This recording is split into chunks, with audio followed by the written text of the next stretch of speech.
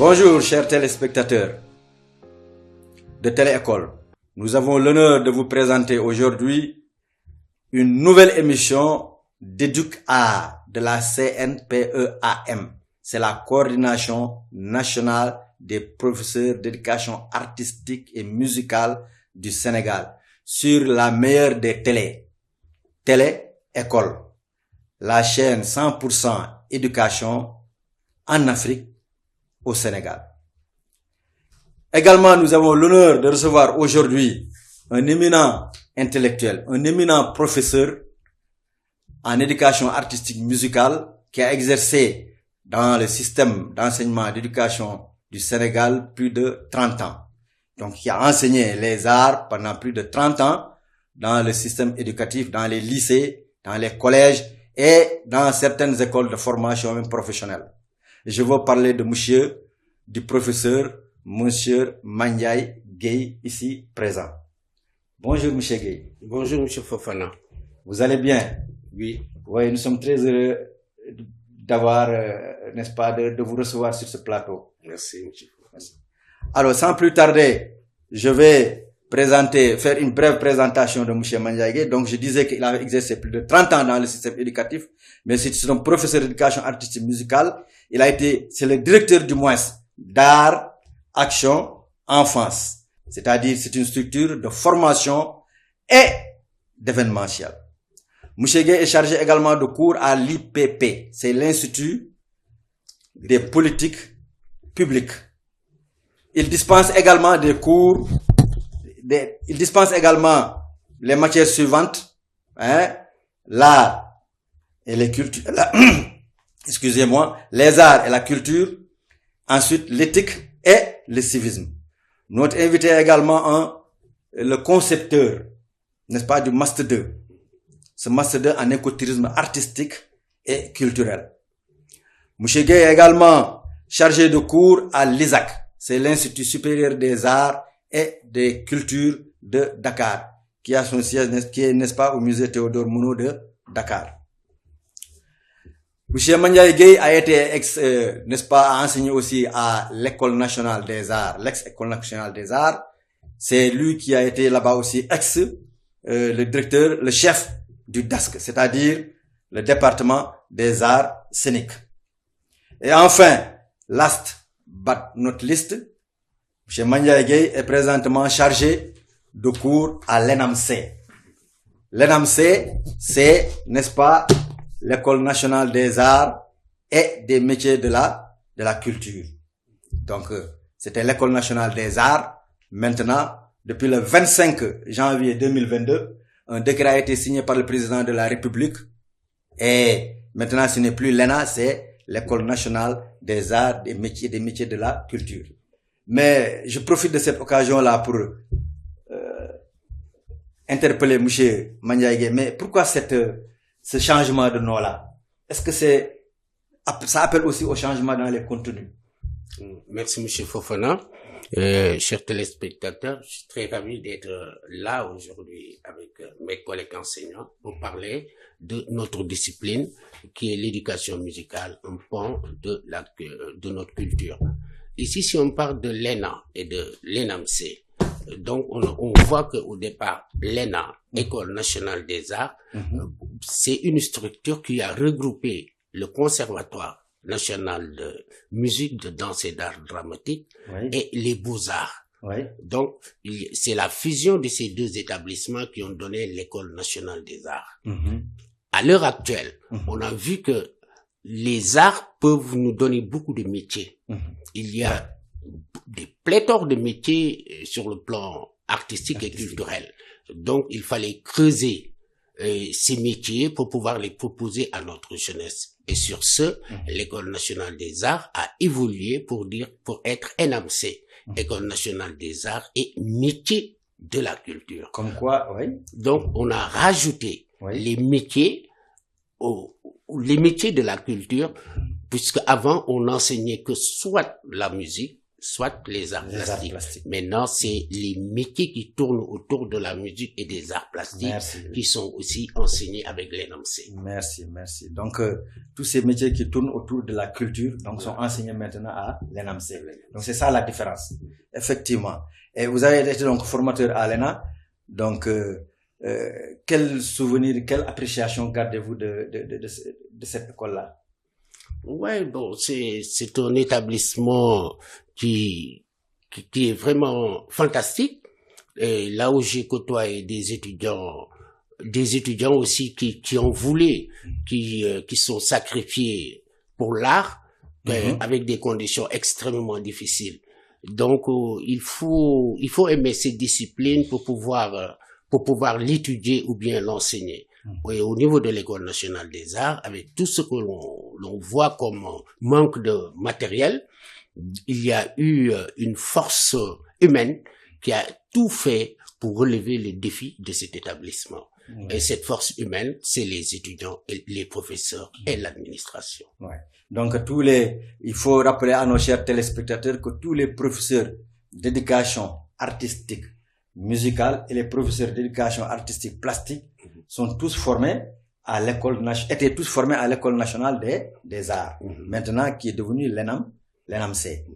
Mais il y a aussi les autres, les animateurs culturels et autres, quoi. Bien. Alors, maintenant, nous savons que le Sénégal était en tête, si vous voulez, avec le président de la République, le premier président de la République, Léopold Sédar Senghor. C'était, n'est-ce pas, les arts, la culture, enracinement, ouverture. Mais depuis, on a l'impression que le Sénégal est en train de régresser sur le plan culturel. Parce que tous venaient se former ici, à l'école des beaux-arts, comme vous l'avez dit. Mais présentement, on voit que beaucoup de pays nous damnent le pion sur ce plan-là. Ouais, bon, c'est une appréciation qui est un peu valable, puisque avant, on essayait de mettre les moyens pour atteindre nos objectifs. Et maintenant, ce que l'on constate, qu'il y a cette rareté de moyens sur le plan éducationnel, donc la formation pour poser des problèmes. Et si nous constatons que même le Mali, qui est à côté de nous, pour le même établissement, d'après un de vos collègues, comment il s'appelle, Abdoulaye, comment ça s'appelle encore? Un de vos collègues là, c'est, il est affecté à Kaffrine. Ah, d'accord. Il est affecté à Kaffrine. Abdoulaye, il avait fait des études par rapport au conservatoire du Mali et le DASC que je gérais personnellement. Mais on a vu que les Maliens, ils ont un budget 900 fois supérieur que notre budget. 900 fois. Je dis pas 9 fois ou 90 fois, 900 fois supérieur à notre budget, au budget que personnellement moi je gérais quand j'étais chef de département du DASC. Donc on n'a pas les mêmes ambitions.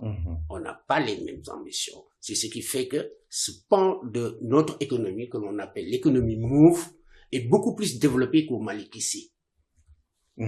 Donc, si on parle maintenant de l'économie des arts et de la culture, ce que l'on appelle l'économie mauve, l'investissement du Sénégal n'est pas tellement important par rapport à nos voisins qui font de très grands investissements parce qu'ils ont de grandes ambitions. La Côte d'Ivoire. Ils font de grands investissements parce qu'ils ont de grandes ambitions. Mais nous qui n'avons pas ces financements-là, Nigeria, nous devons revoir à la baisse nos ambitions. Merci. Alors, si, comme vous avez été professeur dans les classes, un élève vous pose, mais monsieur, pourquoi on apprend la musique? Pourquoi on fait de la musique en classe? Qu'est-ce que vous lui répondriez? Ouais, question légitime, parce que l'enseignement, c'est une proposition de formation dans 3 secteurs différents. Donc, nous, les collègues, on a des collègues qui s'occupent de la psychomotricité de l'enfant. Souvent, c'est les professeurs d'EPS. On a des collègues qui s'occupent du cognitif de l'enfant. Les professeurs de lettres, les professeurs de maths. Et on a aussi des collègues comme nous devons nous occuper de la sensibilité de l'enfant. Et maintenant, la musique, les arts plastiques jouent ce rôle au niveau de l'école. Donc, nous sommes dans la sphère sensible de l'enfant. C'est pour cela que le prof d'art, de musique est souvent très près de ses élèves, puisqu'il travaille sur une corde sensible avec soit les couleurs, soit avec les sons. Les sons. Et c'est la raison pour laquelle, d'ailleurs, avec tous les Fosco, chaque année, pour l'animation de l'école, mais pas une animation n'importe laquelle, parce qu'un homme, c'est un tout. C'est un tout. Il y a les arts, on a des sentiments, donc il faut les extérioriser.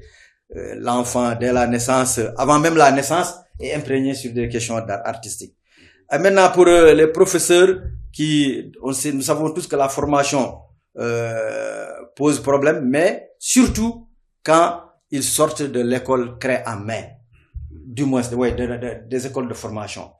Et là, il y a ce qu'on appelle la formation continue. Nous savons qu'avec notre matière, il n'y a pas d'inspecteur de spécialité. Donc, comment vous pensez que cette formation continue-là doit se faire avec toute votre expérience? D'abord, les étudiants que nous formons et qui sont envoyés dans les lycées et collèges doivent avoir ce qu'on appelle une gestion post-formation. Donc, cette gestion doit se faire, comme vous le dites, avec des séminaires de renforcement. Puisqu'il n'y a pas d'inspecteur pour le moment, d'inspecteur d'enseignement musical, il n'y en a pas. Donc, il faudrait faire des stages, des séminaires de renforcement de capacité pour ces professeurs qui sont envoyés dans les lycées et collèges pour qu'ils puissent être beaucoup plus opérationnels et répondre aux besoins de l'heure. Eh ben, mais quelle est la stratégie donc beaucoup plus pointue que vous préconisez à part les séminaires, à part n'est-ce pas les CAP, les cellules d'animation pédagogique, bon, parce que avec l'expérience, je disais tout à l'heure que c'est la mère de la chaise, donc il faut vous avez toujours des ficelles, n'est-ce pas, à faire passer aux jeunes enseignants. Nous, notre mission, par exemple, en tant que professeur d'éducation musicale, avec nos élèves, nos rapports, ça veut dire qu'il nous faut la production de sons. S'il y a production de sons et reproduction de ces sons par les élèves, là, on commence à atteindre un peu nos objectifs. Il faudrait que nos élèves apprennent à sentir les sons et à les reproduire la musique, c'est les sentiments. À la même hauteur pour éviter ce qu'on appelle l'amusie. L'amusie, c'est quoi? C'est l'incapacité de reproduire une mélodie entendue. Donc, avec ce facteur de reproduction des sons, on peut jauger la classe pour voir qui est capable de le faire et qui n'est pas capable. Et celui qui n'est pas capable, pourquoi? Et comment faire pour l'aider à reproduire correctement cette mélodie entendue. Donc là, vous trempez, vous plongez, n'est-ce pas, directement sur le fonctionnement des établissements. Donc les professeurs doivent avoir un matériel, le minimum de matériel quand même. Très bien. Par exemple, en musique, une salle de musique, etc., etc. C'est ça le problème de l'éducation au Sénégal. Ça veut dire que nous avons des ambitions, mais nous ne mettons pas le matériel nécessaire. Puisque les professeurs d'art, d'éducation musicale dans les lycées, on les donne de la craie. Pour aller en classe, qu'est-ce qu'on peut faire avec la craie quand on est professeur de musique, à part écrire le titre, et mettre la date et écrire le titre de la leçon. Mais sinon, on a besoin de matériel didactique. On a besoin de ce matériel didactique. Par exemple, on peut avoir un piano. Si on est traditionnaliste avec la formation à l'école, si tu as fait une formation de balafon, tu peux utiliser le balafon.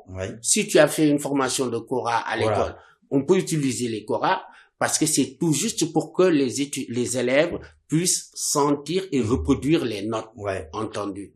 Donc, on peut utiliser soit le matériel moderne ou bien le matériel traditionnel dans nos classes. Et on a vu que par rapport au matériel, que la flûte est l'instrument le plus accessible pour nos étudiants, parce que les élèves, parce que c'est pas cher et c'est facile à apprendre. Et ça permet aux apprenants de reproduire les mélodies entendues. Donc, il faudrait donner du matériel aux professeurs, le matériel didactique, et permettre aux élèves aussi d'avoir du matériel musical pour pouvoir s'exprimer, soit des flûtes à bec, soit un piano, ou bien des instruments à cordes. Le piano, c'est bien parce que ça permet d'accompagner les chants des élèves. Donc là, c'est comme un ordre que vous intimez au chef d'établissement, hein, pour avoir au moins le minimum de flûte à bec, ou bien de gouache, ou bien de pinceau, etc. pour les arts plastiques aussi. Hein? Je voudrais attirer l'attention aussi sur votre attention sur, n'est-ce pas, ces matières. Est-ce que c'est pas parce que le principal ou bien le proviseur ou le censeur pense que ce sont des matières facultatives, donc qu'ils n'y mettent pas la main à la pâte pour, n'est-ce pas, aider les professeurs d'éducation artistique? Mais c'est un droit pour les élèves, et un droit pour les professeurs. Ça veut dire qu'au temps de Iba Der, avec le budget de l'école, il y avait un quota destiné à l'art. Après l'inscription, il y avait un quota destiné à l'art pour l'achat du matériel artistique. Il y a des chefs d'établissement qui le respectaient, mais il y en a beaucoup qui l'ignoraient. Mais c'était prévu. Jusqu'à présent, dans le budget d'inscription, il y a un quota effectivement. C'était prévu au temps d'Iba Der, qui avait même sorti des circulaires là-dessus. Après l'inscription, il y avait un quota destiné à l'achat du matériel musical et artistique de l'école. Mais si les chefs d'établissement, certains ne le respectent pas, mais il faut les rappeler à l'ordre. Il faut les rappeler à l'ordre. Donc, vous voulez dire par là que les professeurs sont vraiment, doivent connaître le règlement intérieur et toutes ces circulaires. Ils doivent connaître le droit. À l'époque, je me rappelle M. Ndiaye, qui était professeur au Prytanée militaire. Lui, il avait le décret de Iba Der, et il partageait ça avec les collègues de musique à l'époque. D'accord. Donc, bien, et puis c'est vrai, on ne peut pas faire d'études de son sans un son. Une leçon de chose sans la chose, quand même. Il faut donc toujours un minimum de matériel. On ne demande pas, c'est pas la mer à boire, mais quand même, le minimum de matériel en éducation artistique plastique, avoir de la gouache, des pinceaux, un matériel, une blouse pour le professeur, etc., pour ne pas se salir. Un petit musée, quand on réalise, n'est-ce pas, de la poterie et autres. Mais en musique aussi, là, avoir une salle, ça c'est parce que j'ai vu des professeurs qui sont venus se plaindre à nous. Moi, je suis formateur à l'école, du moins au CRFPE, des professeurs au moment des animations pédagogiques qui disent que quand les élèves jouent de la flûte, les autres professeurs se plaignent parce qu'ils leur gênent. Vraiment, vous faites trop de bruit avec les flûtes, l'ensemble de cette musique-là, ça leur gêne. Mais il faut aller avec jusqu'à ce qu'on puisse avoir des salles spécialisées. Des salles spécialisées, voilà. Et le professeur de musique ne doit pas se gêner là-dessus, puisqu'il fait son boulot. Maintenant, c'est à l'école de prendre ses responsabilités, de chercher une salle spécialisée pour l'art. Mais si le prof dit que moi je gêne les autres, je fais pas mon boulot, mais c'est pas normal. Il doit faire son boulot et laisser à l'école le soin de les mettre dans de bonnes conditions avec une salle spécialisée, insonorisée et avec du matériel. Mais en ce temps-là, donc le professeur, est-ce que il sera pas mal avec ses collègues? Donc là, c'est au chef d'établissement d'expliquer ça aux collègues. Parce que nous devons travailler sans état d'âme. Voilà, libéré. Sans état d'âme. Il faut faire sa mission. Ma mission, c'est ça. Mais je fais ma mission. Maintenant, s'il y en a d'autres qui ont des grèves contre moi, j'ai déjà une satisfaction morale parce que j'ai fait mon boulot. Je fais normalement mon boulot. Bien, vous dirigez une structure, voulez-vous me rappeler, donc, et nous parler un peu de cette structure-là? C'est la structure Total Art, Action Enfance. Total Art, Action Enfance. Comme toujours l'éducation encore. Comme on l'a rappelé, c'est une structure qui s'occupe de formation. C'est pour ça il y a Action Enfance qui s'occupe de formation et d'événementiel. D'événementiel pour avoir des fonds et de la formation pour aider les jeunes et surtout ceux qui sont à la banlieue, qui n'ont pas les moyens pour aller chaque jour à l'École nationale des arts pour apprendre des instruments ou autres. Donc, c'est au niveau de la banlieue, au niveau des Parcelles Assainies, aux Parcelles Assainies, à l'unité 15, que nous regroupons des jeunes qui veulent apprendre des instruments à musique. Et là-bas, maintenant, on peut donner le même programme du conservatoire On peut donner ça à ces jeunes de la banlieue sans qu'ils puissent se déplacer pour aller ailleurs. Et par rapport à l'événementiel, aussi, comme on dit, c'est pour chercher souvent des fonds. Nous faisons de l'animation. Décembre 2023, décembre 2022, c'est l'année dernière, au Parcelles Zasséni, par exemple, nous avons fait le FIAC, ça veut dire le festival international des arts et de la culture des Parcelles Zasséni. Ça, c'était avec Total Art et la commune des Parcelles Zasséni. Ouais, avec le maire Djamil Sané. Avec le maire Djamil Sané. Donc, nous avons fait pendant une semaine avec Total Art un grand festival international où on a eu l'occasion d'accueillir des Allemands et les troupes des différentes ethnies de ce pays. Donc, Total Art fait de l'événementiel, fait de la formation et fait aussi ce qu'on appelle de la lutherie. De la lutherie. Voulez-vous expliquer ça? Oui, la lutherie, c'est la fabrication des instruments de musique. Ah, vous fabriquez des instruments aussi? Nous enseignons, nous apprenons à nos enfants comment fabriquer nos instruments traditionnels. Ouais. Puisqu'on reçoit des jeunes qui viennent de la France pour apprendre comment faire un djembé, comment faire une kora, comment faire un balafon. Donc, quand les jeunes de la banlieue ont vu que ça intéresse les Touaregs, eux aussi ils sont venus pour dire que nous aussi nous voulons apprendre à créer les instruments de musique traditionnelle. C'est pour cela que dans notre arc nous avons posé la lutherie aussi qui va permettre à ces jeunes d'avoir au moins un métier. Ça veut dire que fabriquer des instruments traditionnels et pouvoir les monnayer pour avoir quelque chose. Mais où est-ce que vous trouvez le matériel? Sur place, sur place ici, sur place. D'accord. Mais parce que il y a beaucoup de bois, par exemple le balafon, c'est du bois, le djembé, il y a le bois, il y a des il y a les laubés, il y a les cordes, il y a tout, on trouve tout sur place. Sur place, la guitare. Et en tant qu'ex-chef de département des arts scéniques, je dirigeais la musique traditionnelle. Et il me plaisait avec les professeurs de traditionnels de démonter complètement un instrument avec les élèves et de le remonter pour permettre à ces apprenants de pouvoir eux-mêmes créer leurs propres instruments. Parce que je voudrais introduire la lutherie à l'École nationale des arts, mais il n'y avait pas de budget pour cela. Donc moi j'avais un budget pour la réparation des instruments. Donc j'ai profité de ce budget de réparation des instruments pour pouvoir dispenser à mes étudiants comment créer ces instruments traditionnels, mais en utilisant ce maigre budget de la réparation de ces instruments. Mais on n'avait pas de poste budgétaire qui pouvait nous permettre de faire de la lutherie au niveau de l'École nationale des arts. Sinon, ça peut être un détournement d'objectif. À l'image des moines de Kër Moussa. À l'image des moines de Kër Moussa, ils ont apporté un plus à notre instrument parce qu'ils l'ont un peu modernisé en mettant des axes modernes. Avec la kora des moines de Kër Moussa, ce qui prouve que nos instruments de musique, on peut les moderniser. Maintenant, même nos khalam, on les modernise. Même nos, comment on dit, les koras qui sont encore modernisés, les balafons, on les modernise. Moi, je vois souvent des concours de balafons en Guinée, en Côte d'Ivoire, etc. Mais pourquoi ici? D'ailleurs, c'est ce problème-là que les élèves à l'École nationale des arts ont. Il y a l'apprentissage du piano, mais c'est un grand coefficient. Alors que nos instruments traditionnels sont là. On a bien dit, pincez tous vos koras, frappez-les. Balafon. Donc, on l'a dit depuis presque 60 ans. Alors, voilà. Ce qui est aberrant, M. Fofana, ça veut dire que nous, on a recopié les conservatoires européens dans nos pays.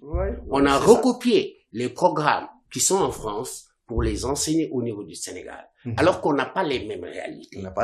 On ne tient pas compte de notre potentiel. On ne tient pas compte de la capacité de nos instruments.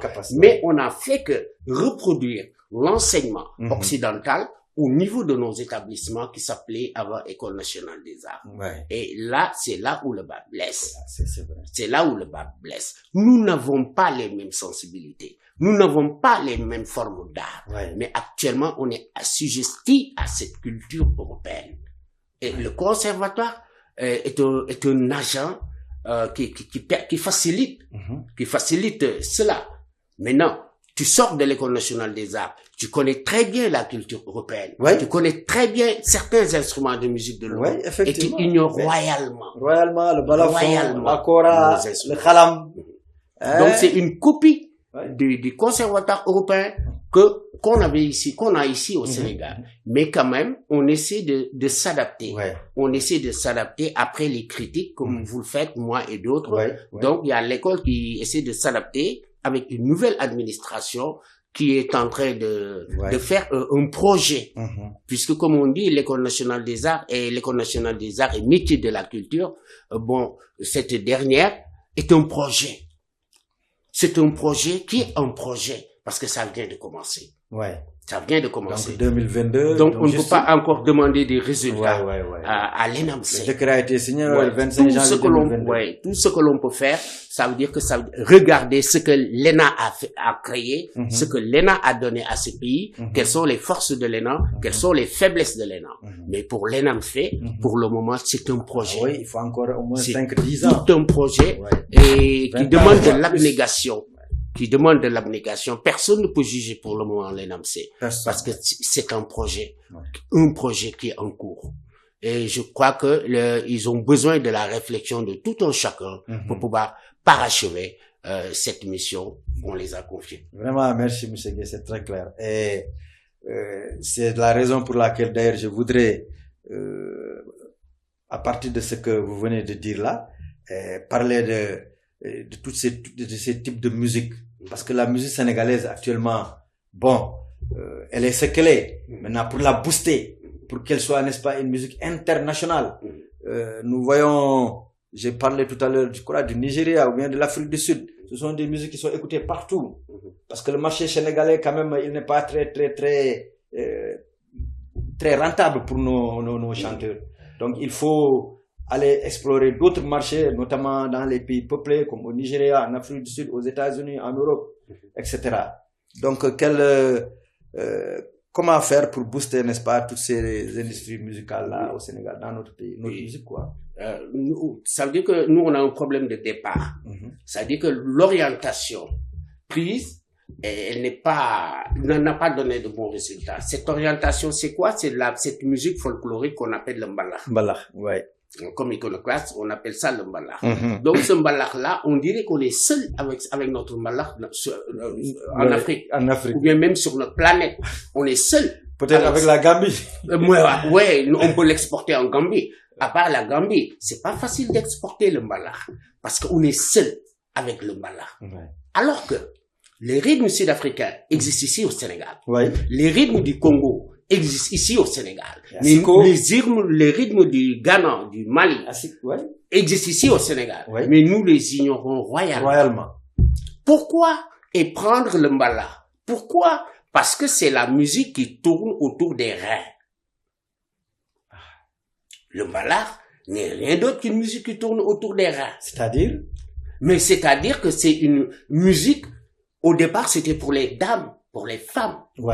C'était pour les femmes. J'avais fait une étude sur un peu là-dessus pour montrer que ici au Sénégal, on vit dans une société islamique où la femme avait un droit de réserve. Mais on avait ouvert des fenêtres avec notre culture. C'était quoi ces fenêtres? On pouvait permettre aux femmes de se regrouper entre femmes, de danser jusqu'à être nues, mais entre femmes, sans la présence des hommes et des enfants.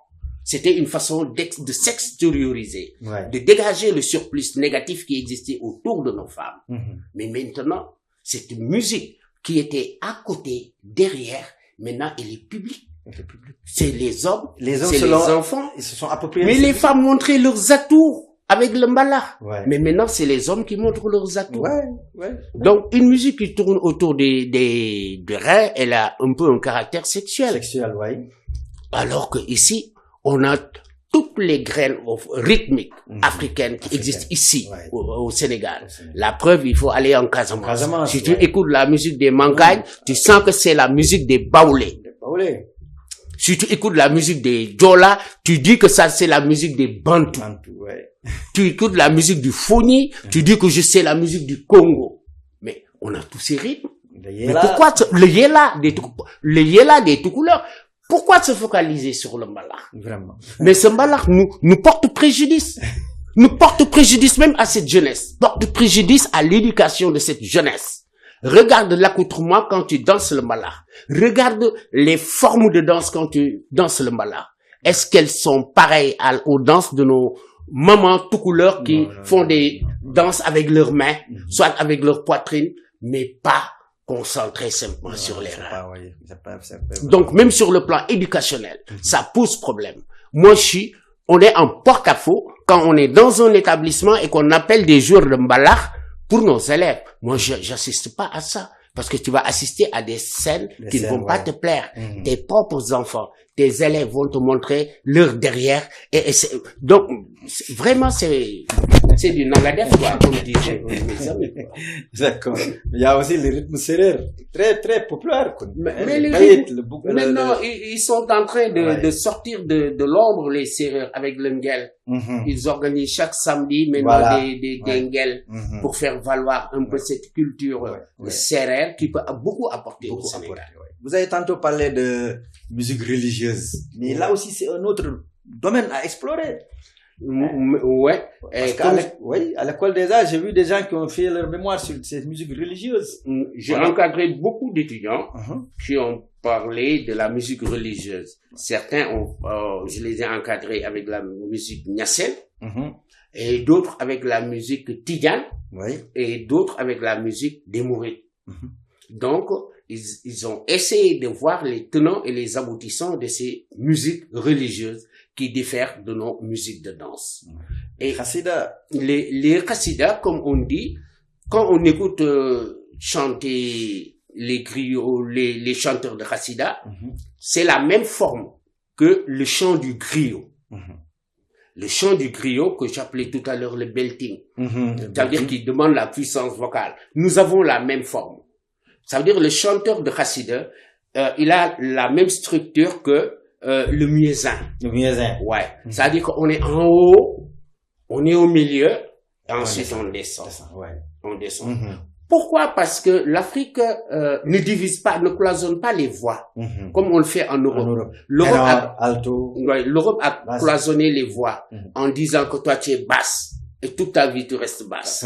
L'autre est ténor. Toute sa vie, il sera ténor. L'autre est contralto, si c'est une fille, avec voix grave. Ou bien si la voix est aiguë, on dit elle est soprano. Si elle n'est ni aiguë ni grave, on dit qu'elle est mezzo-soprano. Donc, on va avoir aussi ce qu'on appelle le baryton, après la basse.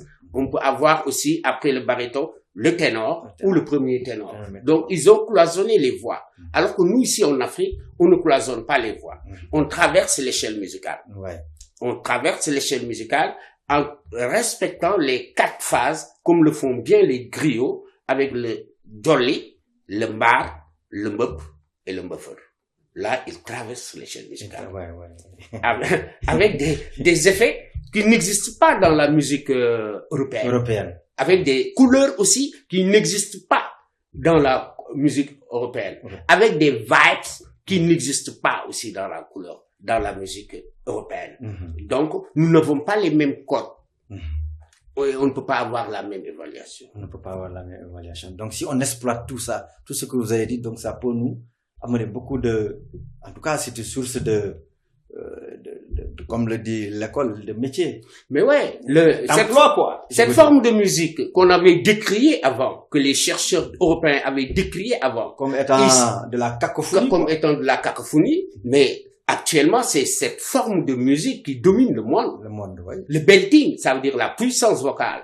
La puissance vocale des Africains a été transposée aux États-Unis.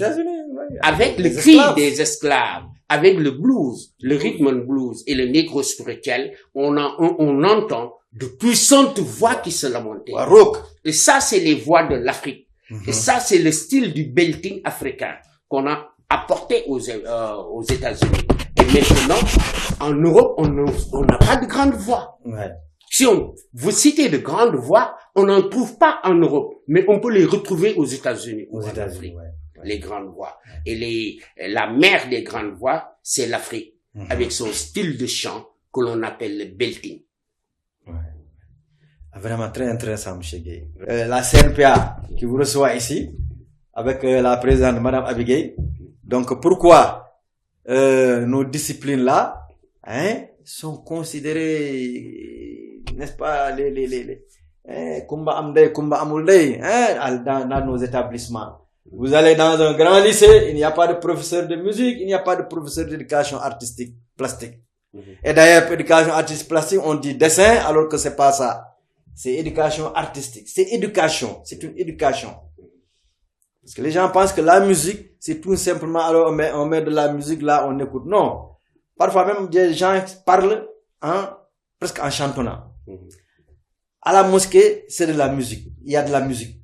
Il faut que les gens m'excusent, mais quand le musicien fait l'appel, mais quelqu'un qui n'a pas une belle voix, dit, ah non, mais qui, vous me notez de fille. Donc, il faut donc embellir la voix. Quand on fait les chassidas, mais c'est de la musique. Donc là, c'est de la musique. Donc c'est ça qu'elle voulait. Pourquoi donc nos matières sont considérées comme des parents pauvres dans nos établissements. Non, pas les établissements, mais c'est l'État. Vraiment. Ouais, la responsabilité première, souvent c'est le professeur avant l'État, parce que c'est le professeur qui représente sa matière. Ouais. Si le professeur fait très bien son boulot, si le professeur parvient à bien faire son boulot, il va même pas sentir que c'est l'éducation musicale ou l'art plastique est un parent pauvre. Mais si le professeur est laxiste, là, vous allez sentir au plus profond de vous que ça, c'est le parent pauvre. Parce qu'il n'y a pas de matériel. Déjà, il n'y a pas de matériel didactique. Et le professeur ne s'arme pas de matériel didactique. Il n'y a pas de matériel pour les élèves. Et le professeur ne réclame pas aux élèves d'avoir des flûtes ou d'autres instruments.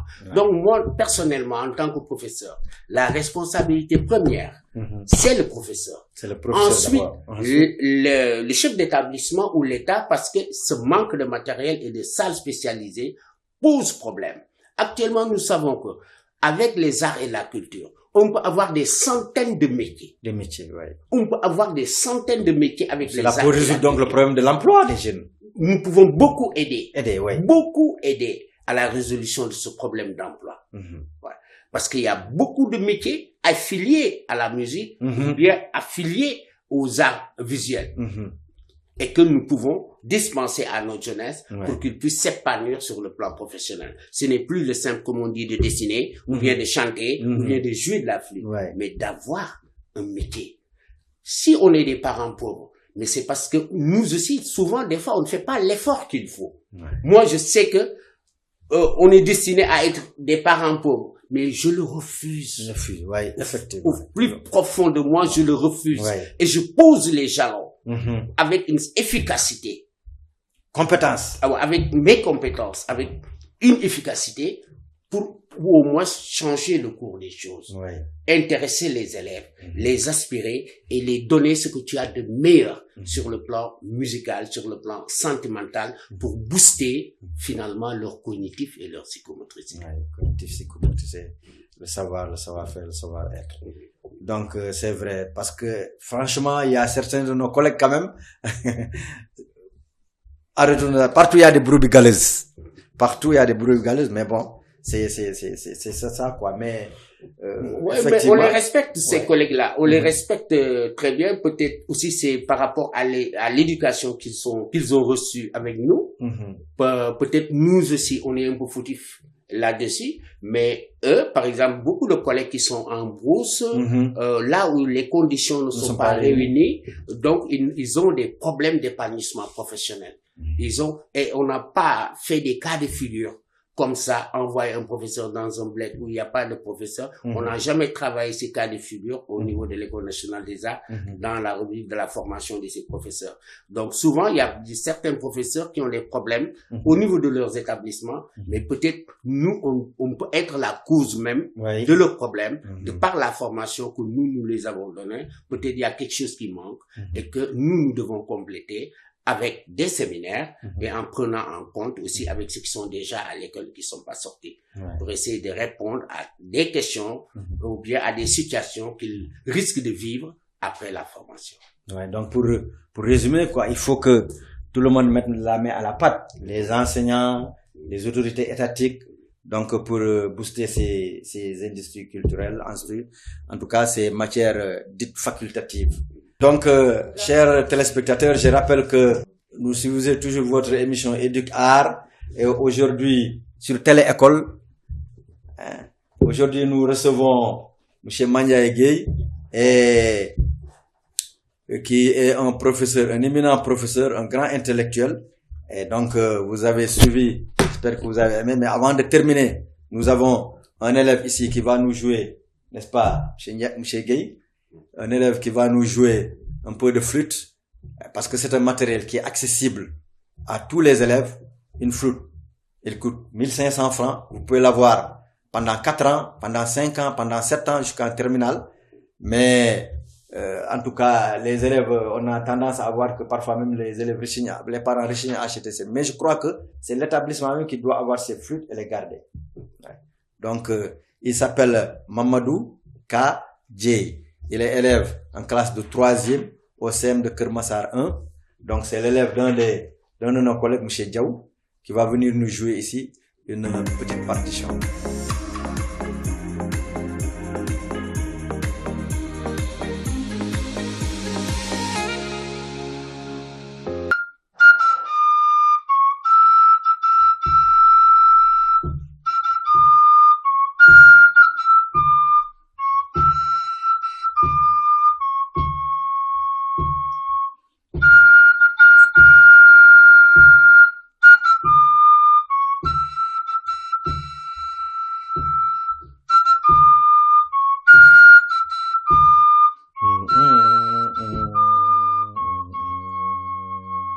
Parfait.